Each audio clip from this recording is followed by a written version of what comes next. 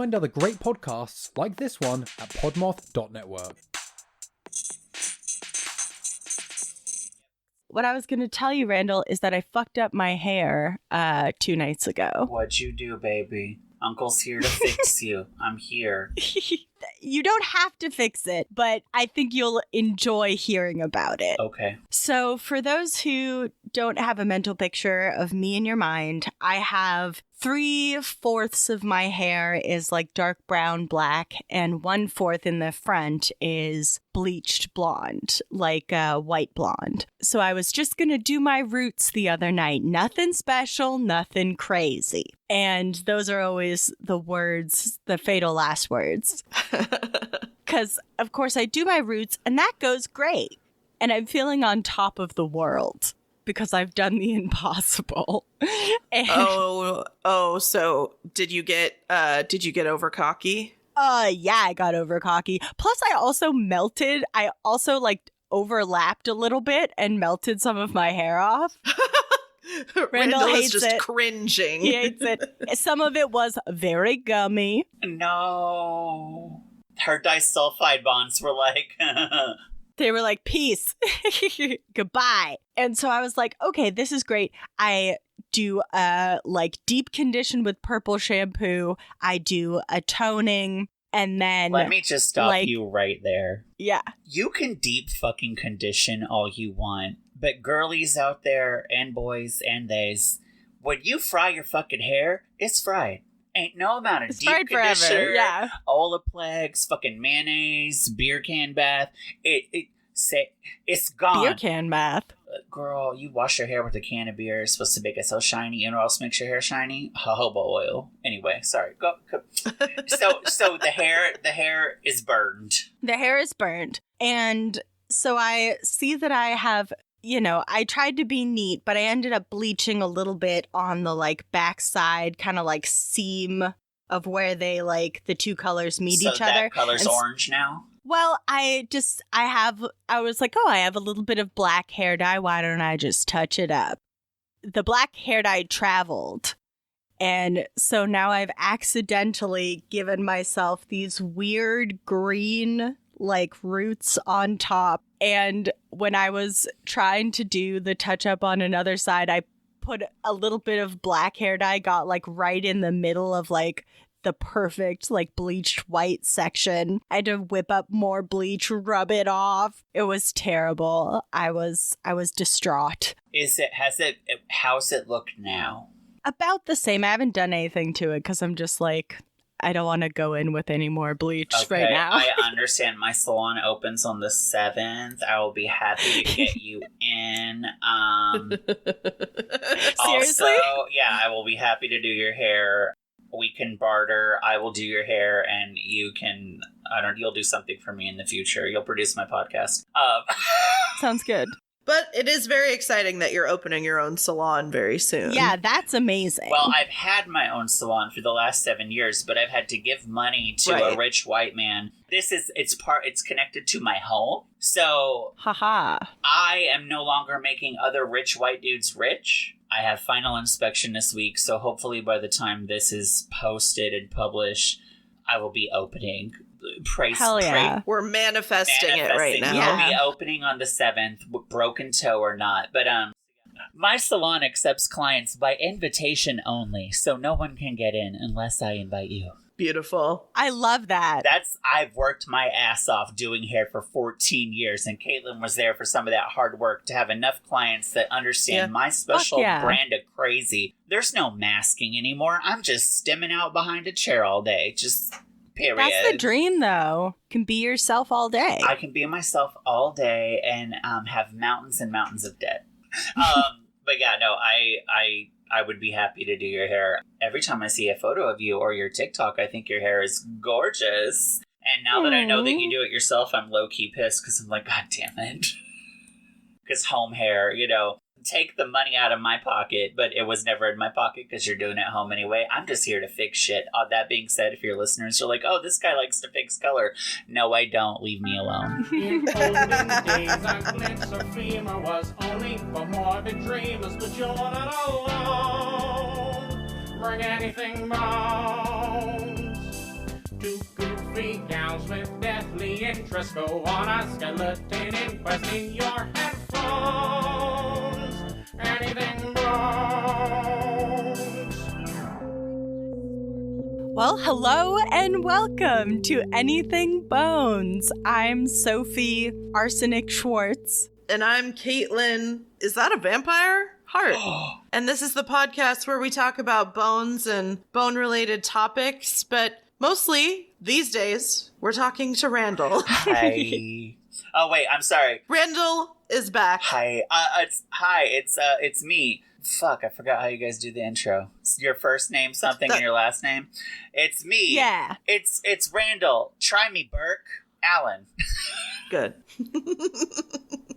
We were joking when we were talking about this episode. I think Randell and I talked very briefly about doing Jean Bonnet, and then it was like, no, that's too much. Y'all, or like tricking somebody into covering Jean Bonnet. if we did Jean Bonnet, I would get y'all sued so fast because, like, I have a theory. Tell us off, Mike. Yeah, I was going to say, the only time, Randell, I will ever tell you to keep anything to yourself. Yeah, I don't want to get y'all But- sued. Being litigious is expensive. I have the lawyer's bills to prove it.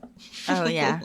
Well, our dads are lawyers, so What kind? hopefully there'd be a slight discount there. Where the hell have y'all been the last year and a half as I had to have an attorney against a school district and then, oh my god, girl. Anyway. My dad did medical stuff, so it probably wouldn't have been that helpful. Damn it, Sophie. I think my dad deals with insurance. No help. And my husband deals with employment defense, which he could be extremely helpful, but he's not actually an attorney, so he can't give me legal advice. Right. It's so wonderful to have you on for the third time. I wish we could give you some sort of like bony trophy or like, here, let me erect you a bone throne really quickly. She said erect and bone, and like, I've missed it here. Yeah, welcome back. Yeah, sit down, We get have comfy. We have a comfortable seat for you to sit Oh my on. god, Yeah. is that a tuffet? Sophie erected it. I did. Does it have a flared base? It has to. Well, I don't want to give too much away about me, but I'm good. I'll sit on the ground. Okay. Sophie, disassemble the bone throne. We will use it for another guest another time. You got it. I'm up first. Hold on to your pearls. And hold on to your freaking butts. I'll hold on to my broken toe. Oh, Aww. I hope it's not actually broken. Oh, it's broken. Oh, no. I can't feel the tip of it, and like, what are they gonna do? Oh, God. Tape it to another toe? Like, I'm a farm kid. I'm walking it off. I'm good. That's honestly what they did. Nick, quick tangent before we get into my story. Before we went to Toronto Sketchfest, we were having like our last rehearsal before we were supposed to like get on the plane in like 2 days and like fly up there and do our thing. And Nick he's going to get something in his room and he's coming back. And as he's coming back, he absolutely like rams his foot into like, I think the side of the wall or a chair. And he like went down to the ground and like said he was being dramatic, but like it looked like it really hurt. And we were like, Nick, what happened? And he was like, I stubbed my toe. And we were like, let's take a look at it. And he was being dramatic and like, you know, because he hadn't looked at it yet. And he was like, oh, I'm just going to play this off as a bit. We looked at his toe. It was at like almost a right angle off his fucking foot. No. Yeah, it was nutso butso. Yeah, and I posted it on the Maple Daddies Instagram. So basically, his toe looked like a Tetris piece. Yeah, and you know, we called my mom, the nurse practitioner. She was like, yeah, probably dislocated. Like, wait for the swelling to go down. We called our friend's dad, who was an ER nurse, and he sent us a video with him and his buddy, like, showing us how to pop the toe back into place. No. That is relevant content for this story. It's about this podcast. Yeah. Sorry. All right, let us begin our bones. Descend into the chaos that is Anything Bones. Rappel down the bone hole with me. Yeah. We're going back. Whee! So I'm going to say my sources first before I reveal what we're doing. Okay. So I have an article from racked.com, Psychology Today, hsqac.org, haunteddoc.com, friendsofgrovecemetery.org. So I have prepared for you two a Victorian death RPG experience. Oh, can I be a sickly child? Mummy. Actually, you have to be a Victorian woman. Oh, hello, darling. I would love for each of you to give me your Victorian name, if you would like to choose one. Anastasia. Anastasia. That's okay. beautiful. Like the Duchess, the Grand Duchess. Anastasia. Or Beverly Hills. Oh god, tinsel hair and all. Anastasia is the code name I give to a female client when I'm retelling a story that I've heard, so that I can't implicate anyone. So Anastasia Steele, which apparently was the name of somebody from 50 Shades. I never read it, but yeah, Anastasia. It sounds like a good Victorian name. All right, you will be Anastasia. And Katelyn, would you like a Victorian name? Yeah, I don't know if this is Victorian or not, but I'm feeling Trixie. Trixie? Trixie Is that okay? Mattel? Yeah. I mean, that's fine. Did you know the name Tiffany goes back to the Middle Ages? No, I didn't, but you can I will be Tiffany. Okay, Tiffany. So, in this Victorian death RPG standing for role-playing game, you might know one called Dungeons & Dragons. This is a little one-shot I just planned for Randell and Katelyn. I hope you enjoy. Randall, will you pull up Google Dice Roller? And Katelyn's already got her stuff ready because I let her know what's going to happen. Okay, I have my dice. Excellent. And will you get a 6-sided dice up there for yourself? 6-sided dice? Just one. the regular one, yeah. Just one. Anastasia, Trixie, congratulations! Your husbands have died. Oh. No! It is the 19th century, the 1800s, and death is all around you. People are dying from preventable illnesses, factory accidents, farm accidents, fire, and war. The Industrial Revolution has created an environment where death is a part of everyday life. And you, unfortunately, are living in a generation of people where the average lifespan is about 50 years. Damn. So, Trixie, Anastasia, I'm going to have each of you roll a 6-sided dice to see how your husband died.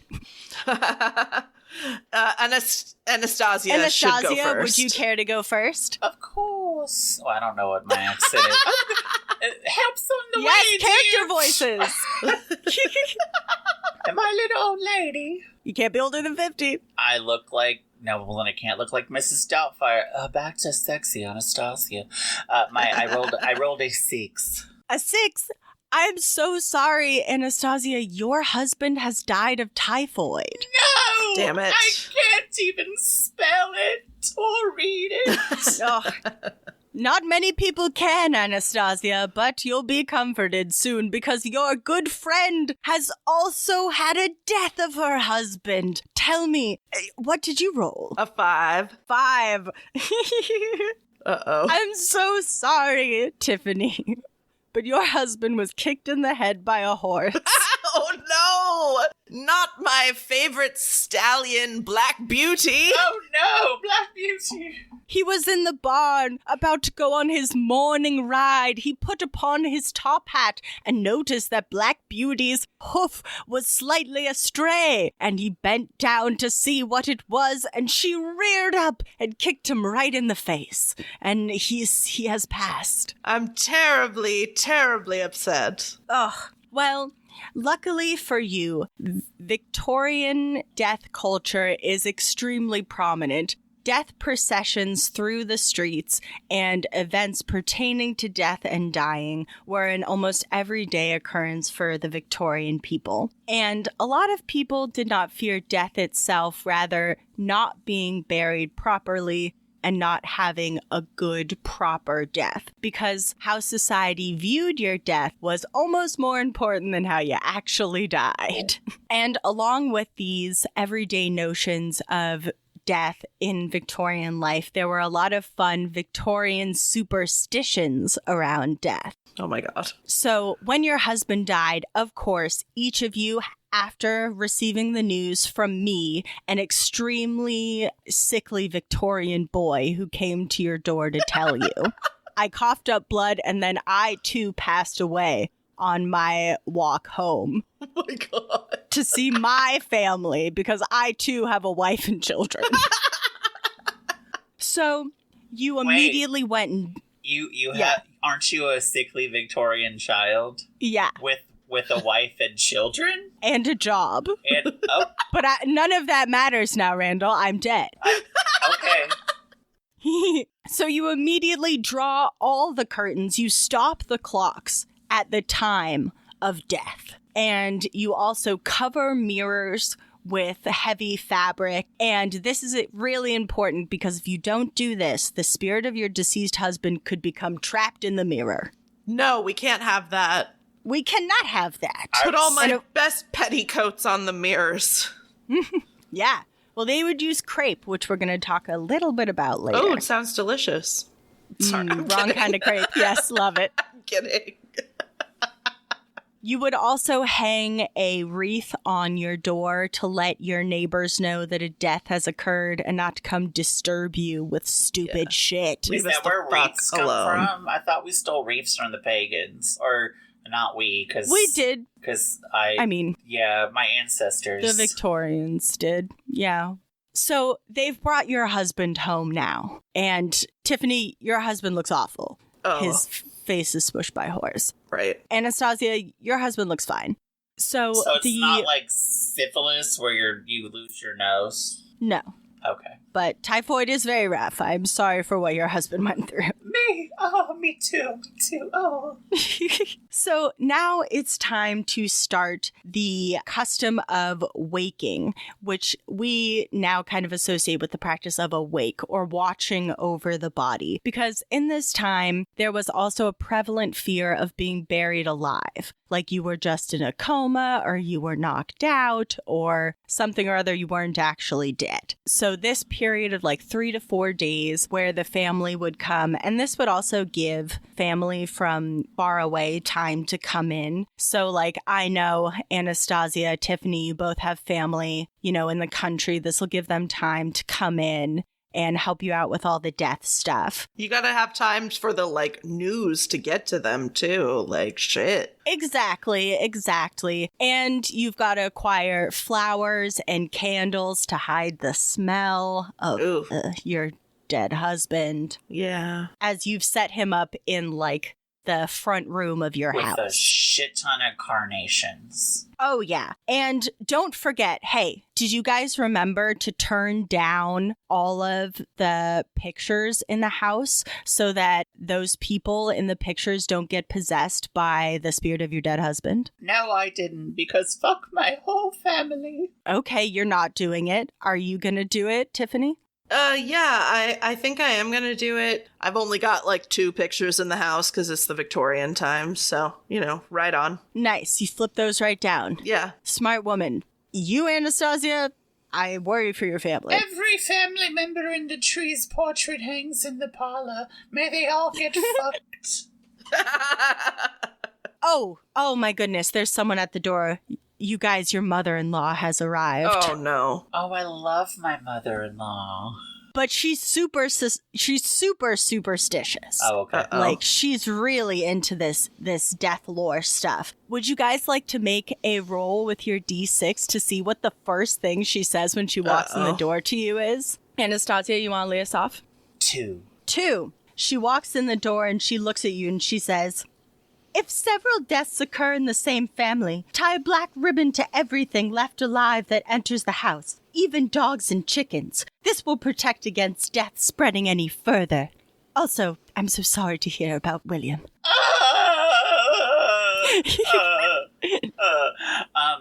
I I have no black ribbon. Let me rip up this gown. Oh, yes. You do that while I go be judgmental about the things in your home. You leave my Barbie collection alone, wench. All right, Tiffany, give us a roll. I rolled a 3. Oh, your mother-in-law walks in. She's incredibly stately. She is an austere woman. Yeah. She has, it looks like she's been crying. And she looks at you and she says, "If you see yourself in a dream, your death will follow. Where is the restroom?" Well, the bathroom's over there, and I haven't been sleeping, and I will continue to not sleep so as to avoid such a thing. That's very good, dear. We can't have any more deaths in the family. And she goes off to use the restroom. The chamber pot in the corner. Yes. The outhouse. The outhouse. Yes, you're rich, so you probably either have a designated room for that or an outhouse, maybe. That's so awesome. Right? Well, you're rich, so Yeah, you don't have yeah. to shit in the street like everyone else. Now you have come into your period of mourning, and it's time to put on your new mourning clothes. So the period of mourning is going to be different for everyone, depending on who you are and who has died. So in this instance, we are widows, or you guys are. I'm a dead Victorian boy. And so your period of mourning is going to last about 2.5 years. Whoa, that's longer than I thought it was going to be. Yeah. And you're going to go through 3 stages of mourning. There's deep mourning, then there's full or second mourning, and then, of course, half mourning, finishing off with half mourning. I have one question, dear. Yes. At what point in the morning do the funeral strippers arrive? The funeral strippers will not be for a few more chapters. You have to get dressed first, and it's going to take a while. Because for this period of mourning, you have very specific attire that you guys are going to be wearing. So you are going to have a full-length black dress made of crepe, and then that's crepe with an A, and then a full-length black veil anytime that you are going out of the house. And this allows you to weep privately in public, because if anyone saw you crying, that's very shameful, but they have to know that you are crying, because that's very respectful. Oh, good thing I'm such a silent crier. It's true. Tiffany, you're the most stoic crier I've ever seen. Anastasia, on the other hand, you're going to need some work. Just wailing under the veil. Yeah, but unfortunately, due to the dyes and chemicals that were used to make and process the fabric, these veils would often cause skin irritation, respiratory issues, blindness, and even poisoning that led to death. Okay. Side effects include, but aren't limited to, diarrhea, runny nose, running into a drain, death. Exactly. And this fabric was so scratchy that you would have to wear over your face that it would cause irritation and wounds on the women's faces.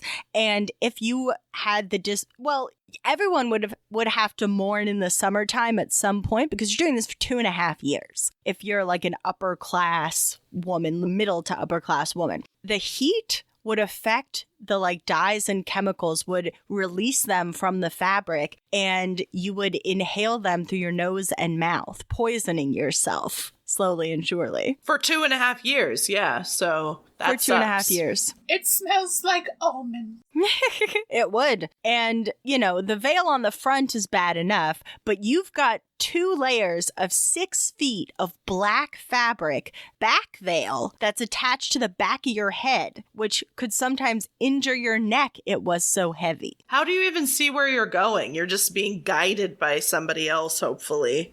Darling, your manservant leads you around. Apparently. Honestly, you really didn't have to worry too much about going anywhere, because it was not societally passable to really go anywhere other than church during your mourning period. Okay. So for 2.5 years, you're just at home wearing a tent? Yeah, who do you need to see other than Jesus? Yeah. Good point. Oh! So, in addition to this, we're wearing this big black heavy gown, right? This would often have layers of crinoline, which is kind of this scratchy fabric that adds volume. Ugh. That was extremely flammable. So women would often catch on fire wearing these outfits. Oh my God. I just Googled them.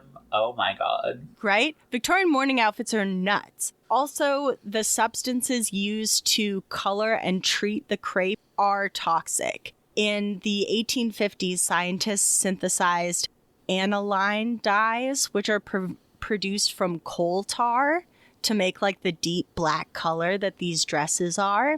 And it's derived from coal derivative benzene, which is toxic. And then they mix it with potassium dichromate as well as copper chloride and other corrosive chemicals that can harm your skin, eyes, and mucous membranes. And they were also processed using arsenic. Oh my God. The British Medical Journal, a doctor published a report, and one of the quotes in it said, quote, "The risk incurred by wearing aniline or arsenic next to absorptive skin overbalances any ornamental effects which pigment can afford." Another doctor wrote, quote, "Many women have been laid to their coffin by the wearing of crepe." Yeah, no good. The fabric would rub together and release arsenic and create a type of toxic gas. This is not what anybody The asked for. dresses created toxic gas. But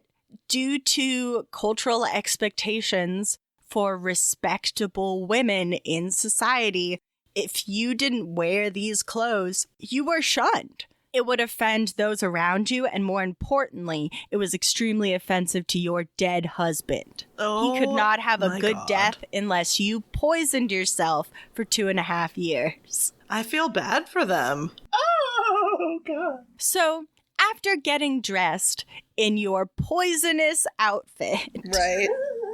it's time to bury your husband. In the 1800s in Europe and America, there was a superstition that you would carry the deceased out feet first in order to prevent the spirit from looking back into the house and choosing another one of your family members to die. Can I pick which family member?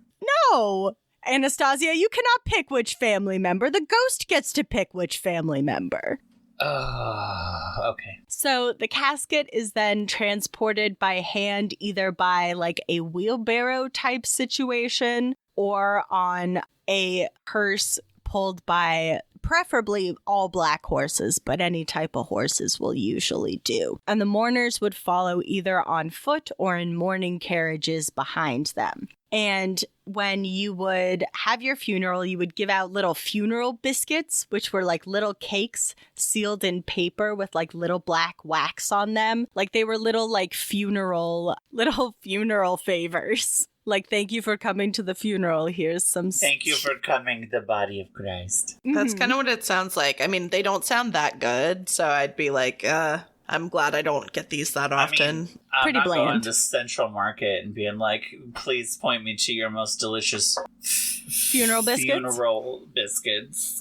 I mean, you would have your servants make them for you, so Servants, you're not doing shit. make me my flaky, layered funeral biscuits. Bust that can open on the counter. Throw some parsley in it, maybe just lots of butter. I don't know. It could get good. I don't know. Well, once we've gotten to the cemetery, it's time to put your husband in the ground. And we make sure to have his head facing to the west and their feet facing to the east.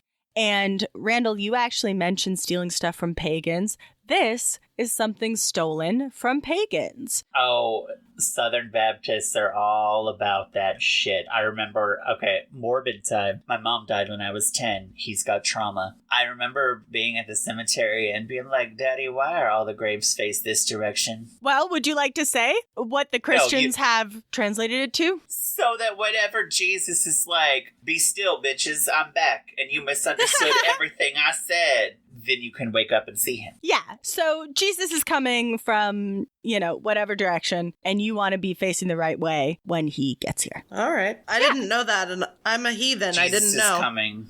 All right. So now that we have put your husband in the ground, there's almost nothing to worry about. I feel like that's not true. We need Katelyn? a soundboard with the creepy, like, plot twist sound.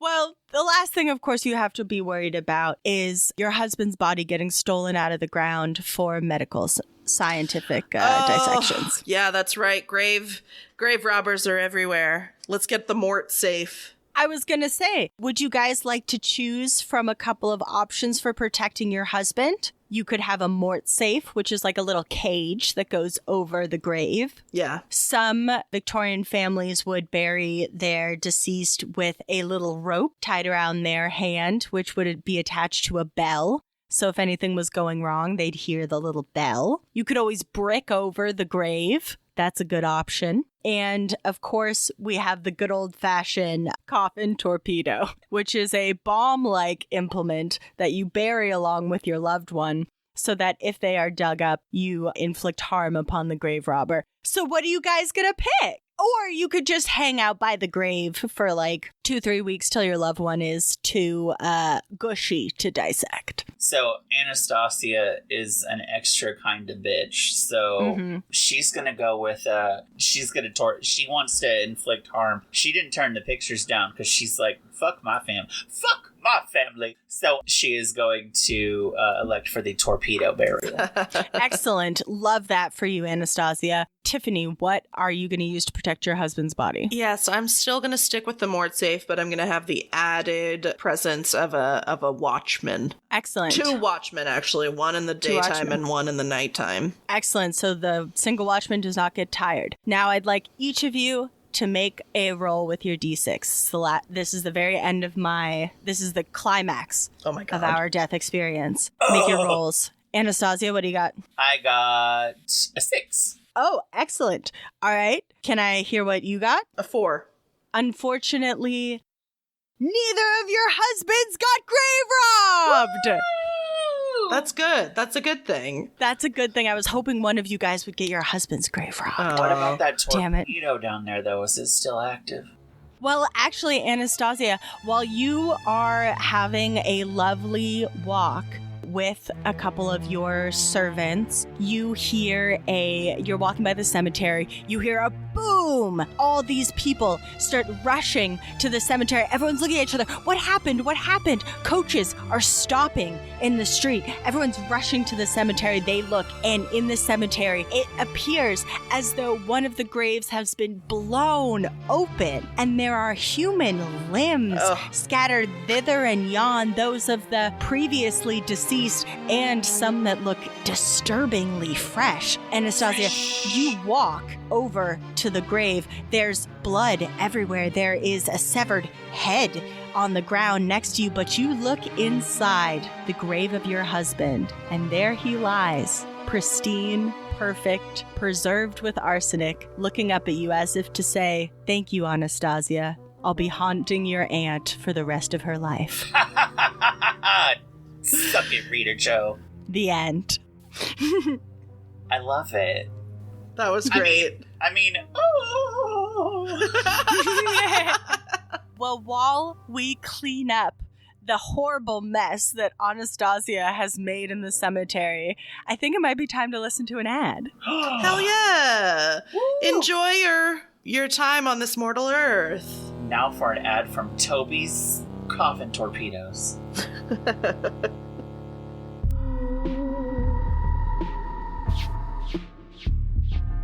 Do you love unraveling a good old-fashioned whodunit? Oh honey, me too. I'm Alicia, armchair detective and host of Dead On, a true crime podcast. Join me every Friday. We'll dive into a case that scratches your itch for true crime, dark history, and mystery. Streaming now, everywhere you love to listen.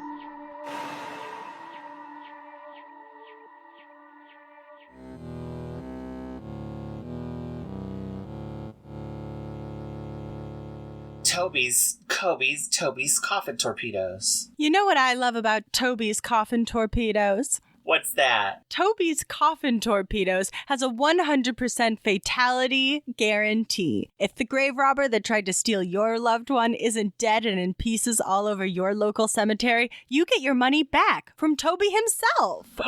Thanks, Toby. Oh, is that a leaf in my hair? Nope, that's just my cousin's fingers. Thanks, Toby. You're Thanks, welcome, Toby. everybody. Oh, Toby.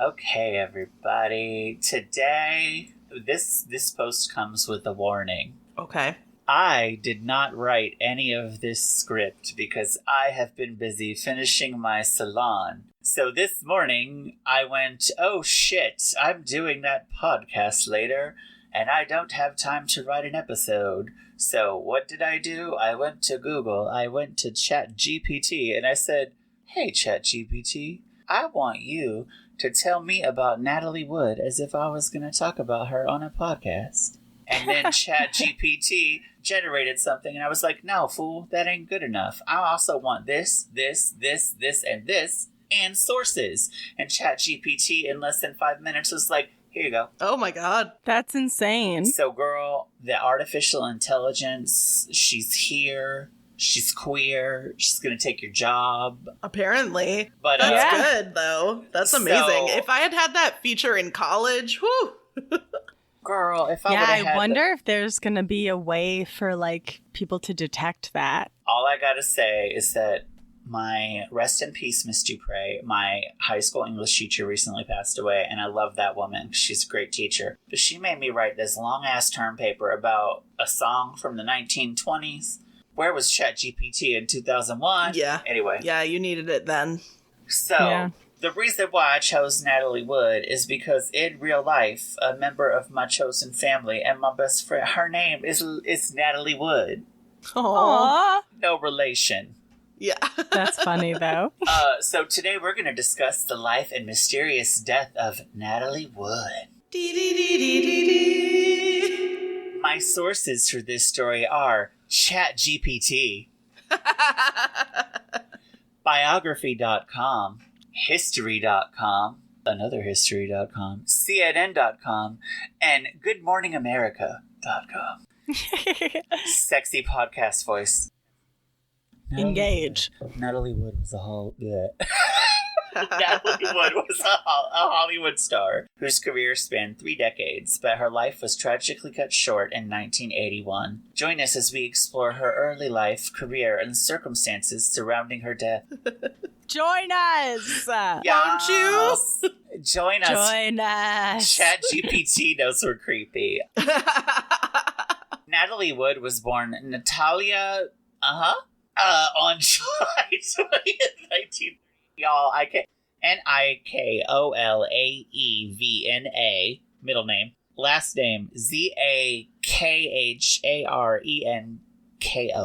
Natasha Zakharenko. We can just call her Natalie Wood since that's what she ended up calling herself. Natalie Wood was born in San Francisco in 1938. Her parents were Russian immigrants who had come to the United States to escape the Russian Revolution. She began her acting career at the age of 4, and by 8 she had appeared in her first film, Happy Land. Wood went on to appear in numerous films, including Rebel Without a Cause, West Side Story, and Splendor in the Grass. Wasn't she in Miracle on 34th Street, too? Yes, I believe that was one of her childhood breakout role. I would know if I would have researched this, but ChatGPT.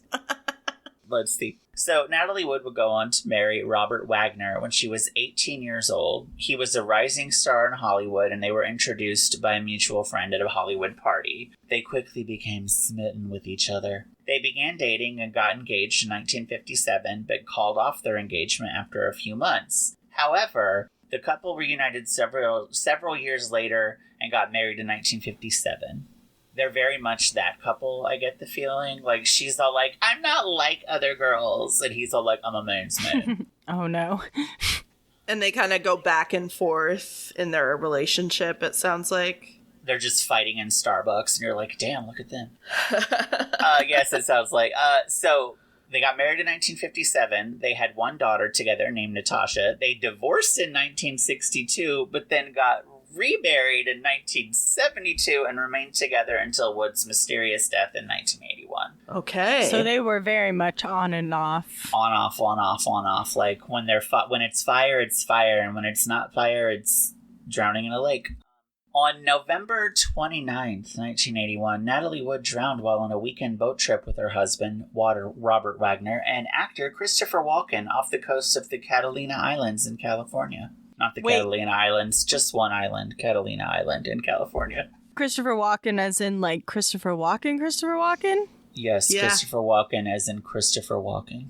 Okay. Did you not know that? I remember that there was someone like that was still alive that was like famous and like connected to this, but I didn't remember that it was Christopher Walken. Oh yeah. So yeah, girl, he was there. He was on that boat. I'm on a boat. The circumstances surrounding her death have been the subject of a lot of speculation and controversy, which, to be honest, I didn't know a lot about her acting career. I only know about her death. That's probably because I'm macabre and listen to a lot of fucked up shit. Well, this is the place to know only about her death.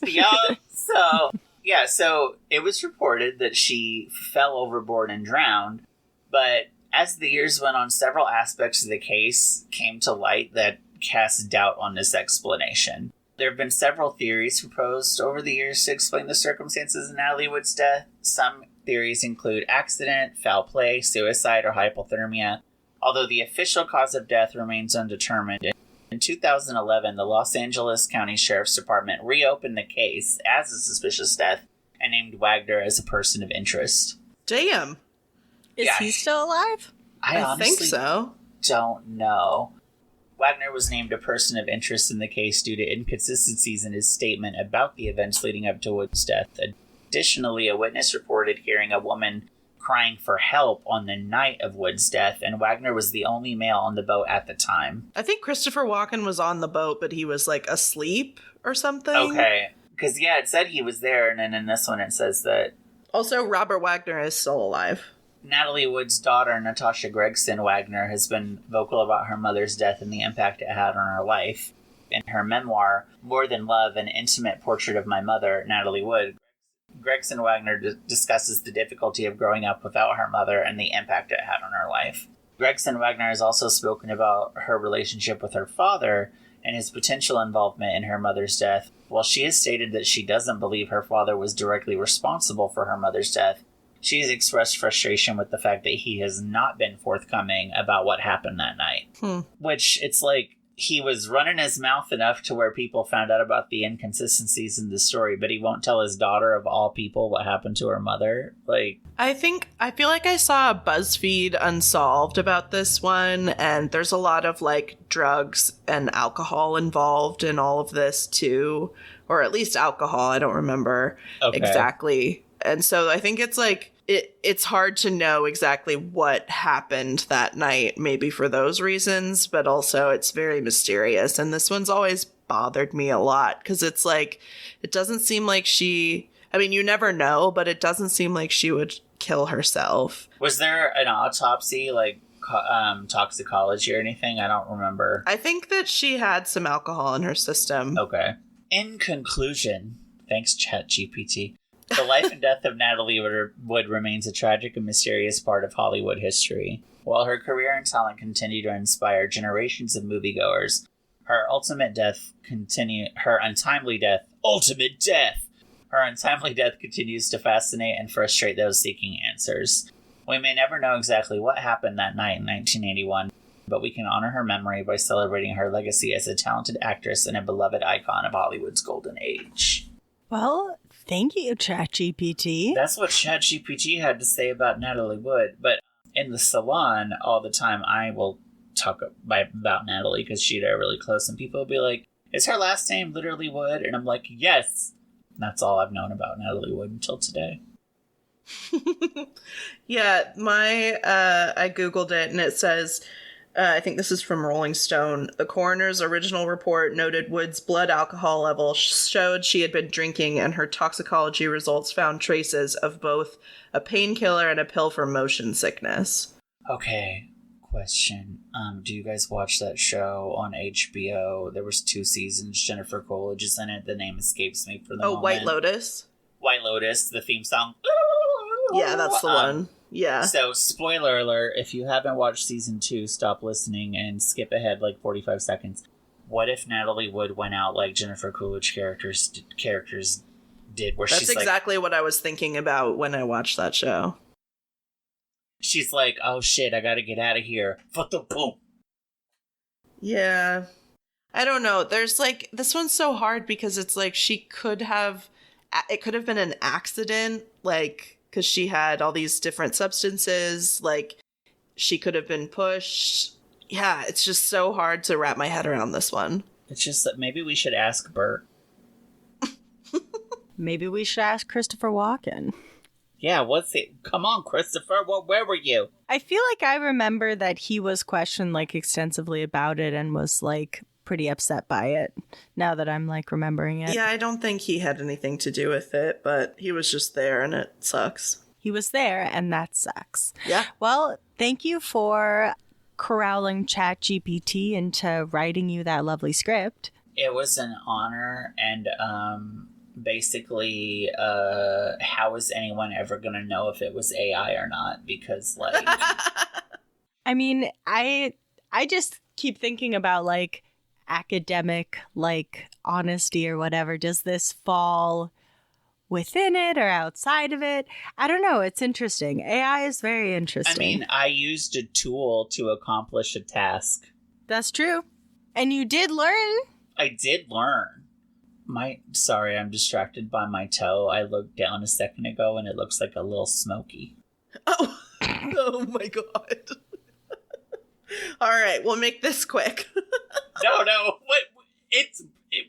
Making it fast is not going to heal it any better. It's not going to do anything. All right. I'm walking it off. Okay. So, for my topic today, I'm going to be talking about a group of women that are known as the Casket Girls. Ooh. This is all happening in New Orleans, which is a place I really want to visit. And this topic was suggested to me by my boyfriend, Chris. And he gave me a book about it, too. So my sources for this were a book by Marita Woywood Crandall, and it is called New Orleans Vampires, History and Legend. Ooh. And then 2 articles from GoNola.com. So, like, I think they're kind of like travel websites or something.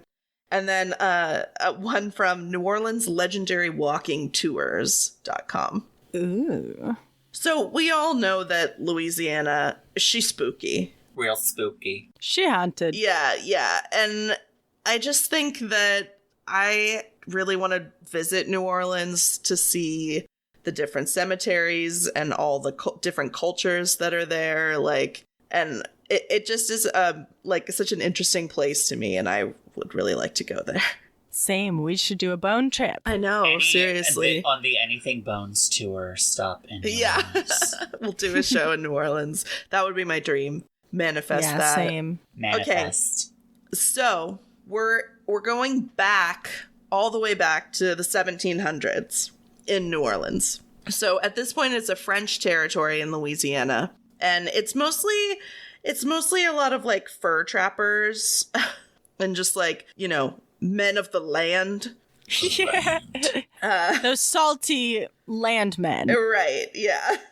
As opposed to mermen. They're out there walking it off. Yeah, Hell exactly. Yeah. Just like you, Randall. I'd rather be a merman.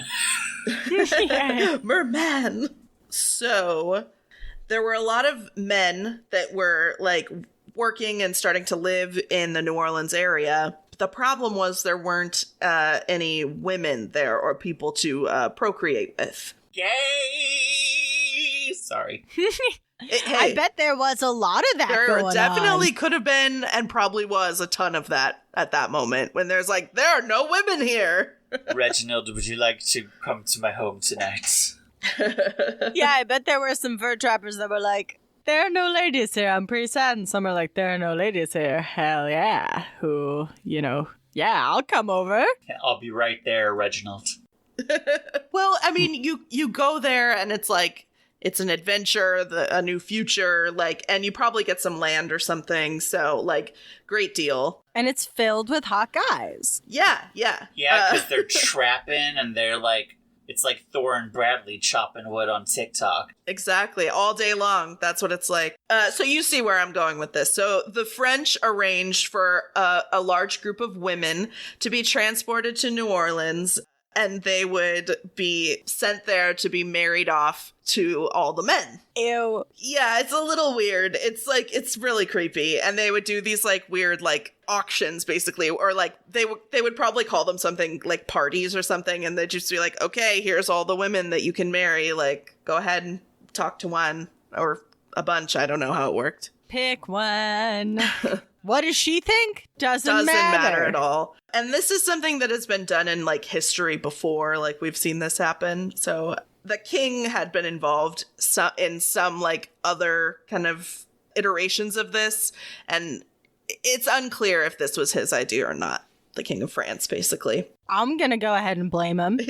Yeah. But so within this like group of women that came over to New Orleans, this happened like multiple times. So it's kind of hard to pinpoint like when exactly these casket girls arrived, or if it was like all of them or just some of them. And this is also like, this is the 1700s, so the journalism on this is a little bit spotty and like also unreliable. A little word of mouth, like a little bit of just maybe sensationalized a little bit of urban myth. Bit. Yeah.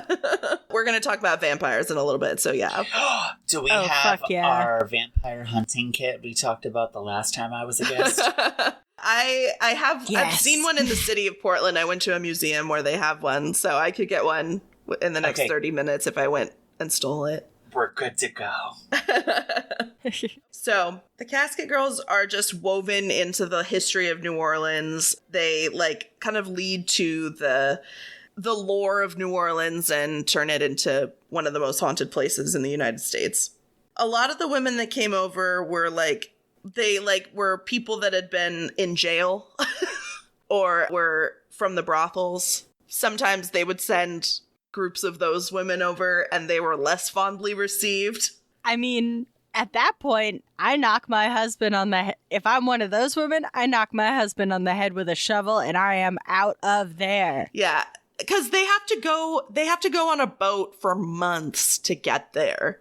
And it's a grueling journey, like 5 months, I think I read. It's crazy. And then you get there and it's like, this is not good. Like some of them were promised these amazing things like land and a great husband. And like these Native Americans, they didn't call them that, are so friendly. Like they'll be your best friend. And so then they show up or they came there against their will. And a lot of them didn't make it while they were on the journey over. So it just leads to a lot of bad vibes. Yeah, that sounds like bad vibes. Real bad vibes. So the women that were from the jails and the brothels were not going over so well. So they were like, hey, can y'all send some other ones?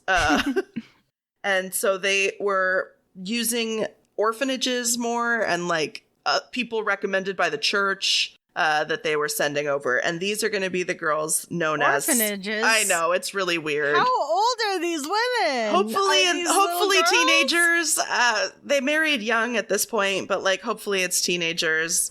But so they're trying to get a higher class of women to New Orleans, I guess, is what they're trying to do. And if this sounds terrible, I'm sorry, but it's just like, it was a bad time and class and like, that was just like so important to them and like having land and getting married. It was all like crucial or you weren't going to have a future, I guess. Yeah, it all played into the like economic status of like the so-called family that you were going to like create.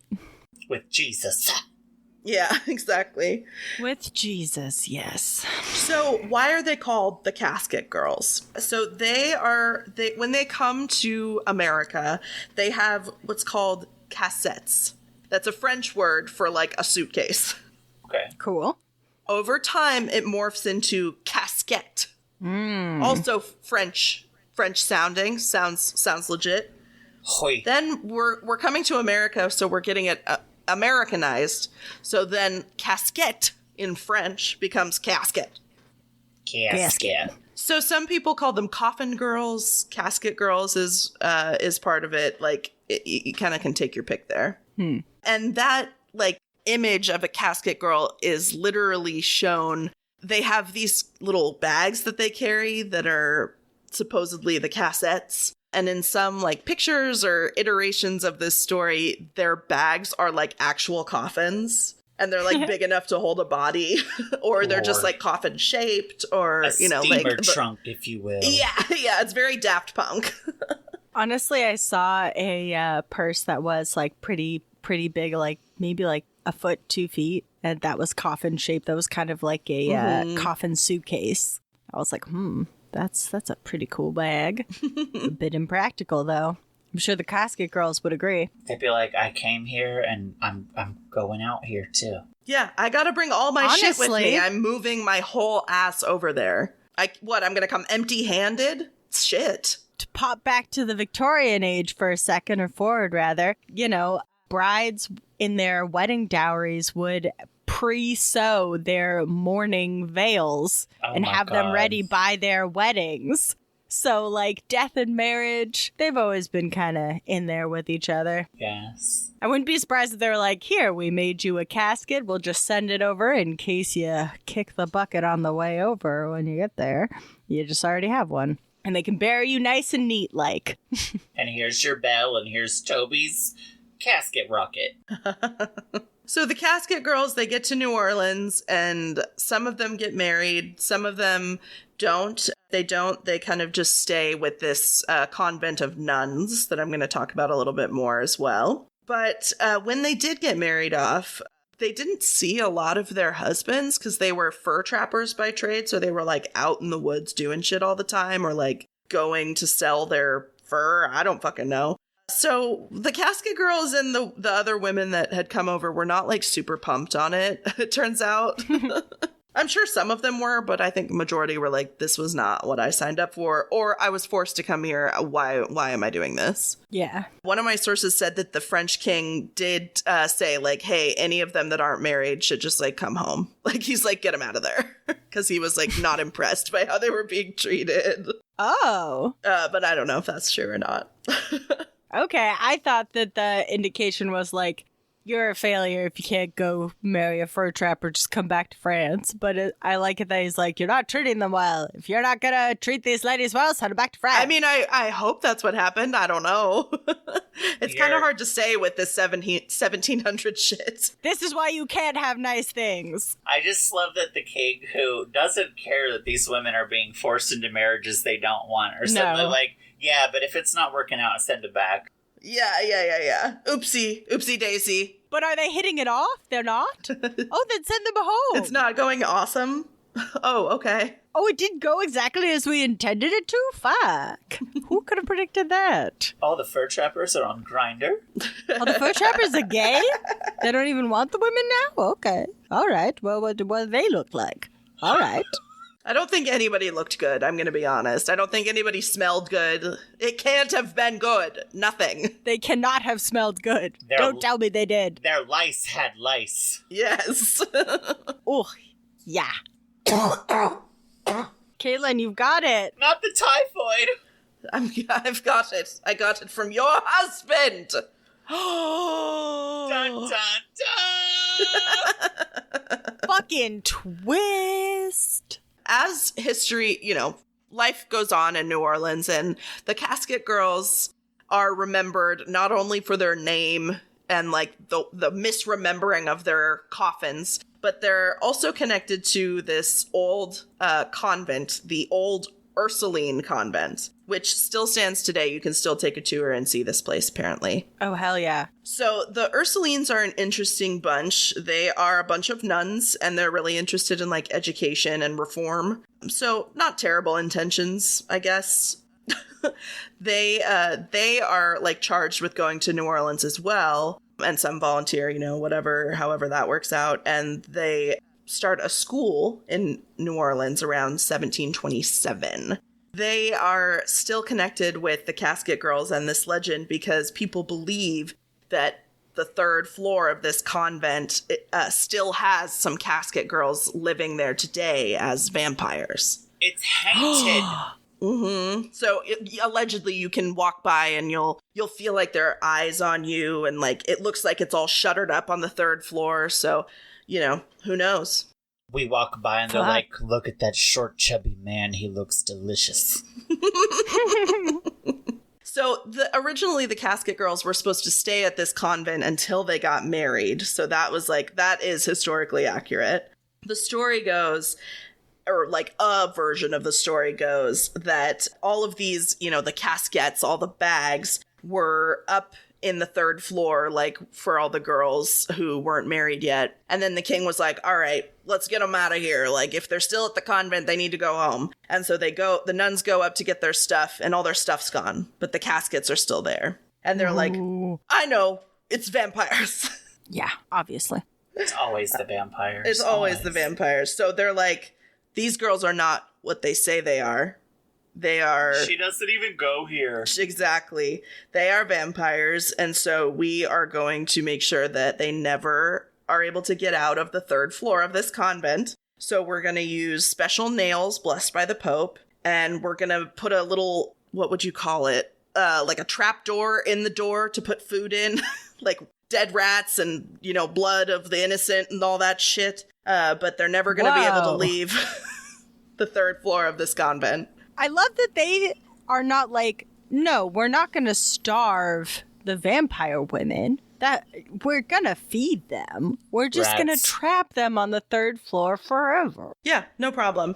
And part of just an interesting point, I think, that my sources brought up and that I'd like to point out, they were at sea for 5 months. They probably looked like shit. They probably were very pale. They hadn't seen the sunlight. And a lot of them were just dying on board and like getting sick on board. So it was just like a bad time in general. Yeah, no, you can't step off that boat looking fancy fresh. No, Bitch, there definitely was no not. Sephora. And then people are hearing that you have a casket purse. Yeah. Like the legend just grew and grew and grew, and then it still like percolates in today's kind of creepy New Orleans culture. So I'm going to finish off with a little bit of book talk. I actually went in and highlighted some passages that I want to read from New Orleans Vampires History and Legend by Marita Woywood Crandall. This is my favorite of another favorite retelling of this legend. And I'm just kind of bouncing around. Uncertain of their fate, the girls, the Casket Girls, were put under the chaperonage of Sister Gertrude, also of the La Salpêtrière. She was said to have ruled with an erratic nature. Her charge was to keep the girls safe on the ship and behind lock and key during evening hours so that they would not be deflowered. Oh. Ugh. This place that she came from, La Salpêtrière, was a dark, gruesome place where historically not just orphans, mentally ill and insane were housed, but also diabolical creatures were rumored to have been held captive there when necessary. Oh. And so the story goes, quote, the sister was clearly jealous of the young maidens and the attention they received, adored by all they met. The sister might have just released that creature in the girls' locked chambers on one evening at sea. It is rumored that one girl said just before she went dizzy at night that she had seen a small black cat in their chambers. Just thereafter, she was visited by a dark figure who seemed to entrance her, and then mysteriously she went faint. All girls were reported to be weak from poor nutrition, but could their weakness have come from the first bite of a vampire? Dun, dun, dun. They might have had scurvy, but could they have been vampires? The king was sure. Quote, it is rumored that the king found out about Sister Gertrude's shenanigans during the voyage to Louisiana and now feared for the safety of the people of Louisiana at the hands of the vampire maidens. Because, see, if she let a vampire loose in their room, most, if not all of them, are also going to be vampires. I mean, it's a fox in a hen house situation here. It's bad. It's bad. So, The king finds out, quote, now found out, perhaps her punishment was not just to scurry for little mice and rats, but she was sent to the Ursulines in cat form. The sister was made to travel back to New Orleans and one by one find and capture the Casket Girls. She was to bring them under the care of the nuns until the convent was built, and there they would be housed under lock and key for eternity. Whoa. Bitch. This is wild. Did they just say that the nun turned into a cat? Yeah, the nun's a cat in this one. Okay, Yeah. for sure. So I'm almost done here. No, please. This is amazing. I'm eating it up. The vampires were then held captive on the 3rd floor and Not fed the the blood third of floor. the ill. They were fed the blood of the ill, which worked for the circumstances because it was a school. They had sick people coming in all the time. It was a school. They were helping people like medically. It was a perfect setup. Why are there sick people coming into a school? What? It was a weird time. I don't know. Buildings had to have multiple uses. The nuns were just doing good things education-wise, and they were helping at the hospitals and all kinds of that stuff. I thought that this was like an elementary school and sick people were just wandering in for No. fun. I think it was a little bit more of like a free-for-all space. Cool. Everyone loves a convent that's also a hospital, that's also a vampire prison. Yeah. So, quote, a special room was built for the protection of the nuns where the vampires could be punished in seclusion when necessary until they were once again brought to reason. So either they're there until they see reason again or they're there for eternity because they're a vampire. You know, take your pick. But if you're a vampire and you see reason, you're still a vampire. Yeah, I don't know. I guess they expect you to, like, sacrifice yourself or something. They do. They definitely do. Not me. I'm hitting the town. I'm taking each of those fur trappers to Beef Town, and that means dead. I'm taking them to Beef Town, but in a different way. So, if you go, quote, many say that when they wander past the convent at night, they feel eyes peering deep into their souls. These are the eyes of the maidens who were robbed of their humanity and then their freedom at the hands of one sour spinster, Sister Gertrude. God damn it, Sister Gertrude. Yeah, what a bitch. Sister Gertrude, centuries of anger, desire, confusion, and sadness held captive in one attic. A small cat is said to be seen now and then roaming the convent ground. Sister Gertrude's curse remains as guardian of the Casket Girls. Get it, Sister Gertrude. Amazing. That's the legend, which, if it's true, holy shit. I am in love with that. Yeah. The idea that there somewhere is a whole 3rd floor full of like Victorian like 1700s vampires. vampires, like even earlier than that, you know, and they're angry, they want to get out. An amazing horror movie would be if they did. Oh, they've definitely made a ton of movies and shows and like books. There's a ton of stuff about this out there if you look for it. I'm going in. The Casket Girls is very appealing to me in many respects. Yeah. Do you want to see a picture? Yes. Yes. Okay, let me get it really quick. I also want a tiny casket purse. Yeah. Well, if I come across that casket purse that I was talking about earlier, I'll send it to you. Yes. Oh, look at those quaint casket purses. It will go great with your mourning attire. Yeah, actually. Exactly, yeah. They're like little boxes. Yeah. It's literally because the word cassette sounds like casket that they're called the Casket Girls. Yeah, these are about the least scary vampires I think I've ever seen. It's a bunch of young women with little bonnets on their heads, carrying like little boxes and little capes, and they're just looking at the thing going, "We just got here." That's why Kirsten Dunst's character was so damn convincing in that movie, because she was like, "I'm just a little girl." Oh, Interview with a Vampire? Yeah, that's the Such one. a good movie. Well, the thing is that like there's just so little agency for these poor women, because first they're like, some of them are in prison. Mm-hmm. They're inmates, and they're sent as part of their like fucked up like punishment or whatever. Some of them are just like regular women who it's like, you're gonna get married, you're gonna have land, you're gonna like really have a new life. And they get there and their husbands are like, their husbands are like, peace, I'm gonna go out into the wilderness for forever. I'm never gonna see you. You're gonna be isolated all by yourself. And like the ones that didn't end up in these weird marriages like had to live in this convent where people started rumors they were vampires and hated them. Yeah, it had to be a rough time to be a casket girl. Yeah, to me it just sounds like a really rough go. Like if I was one of them and I really was a vampire, it's over for anyone who's coming near the window of that third floor. Yeah, toast. You're done. Yeah. You're done all day and all night. Yeah. Well, thank you for listening to the Vampiric Casket Girls, and thank you to Chris for suggesting it. Thank you, Thank Chris. you, Chris. Thank you, Chris. This episode had everything. It sure did. It had Toby's casket torpedo rocket thing, some bell caskets, some flying fucking Anastasia, some typhoid.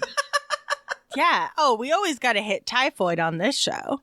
Thank you so much for coming on and talking about Natalie Wood and for playing my little RPG game. This was so fantastic. Yeah, we always love having you.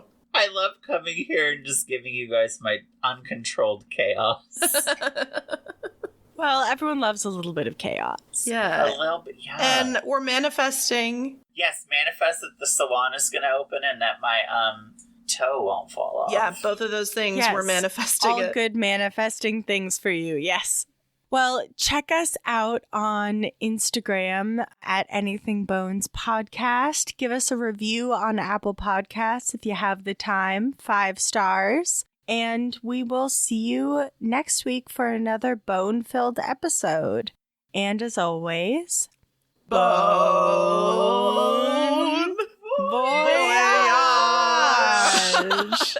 Thanks for listening to Anything Bones. Follow us on Instagram or Facebook at Anything Bones Podcast, or email us at anythingbonespodcast@gmail.com. Thank you to Nick Kruger for our spooky music and Stephen Vetteroff At Chubby Scrubby on Twitter, for our jazzy vocals, and thank you to Camilla Franklin at Camilla Strader on Instagram. for our beautiful bony artwork. Please rate, review, and subscribe.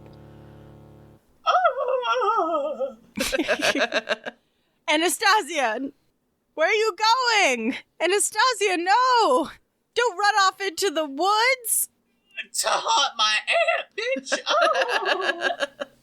There she goes. There she goes. And then you just need to insert an explosion sound.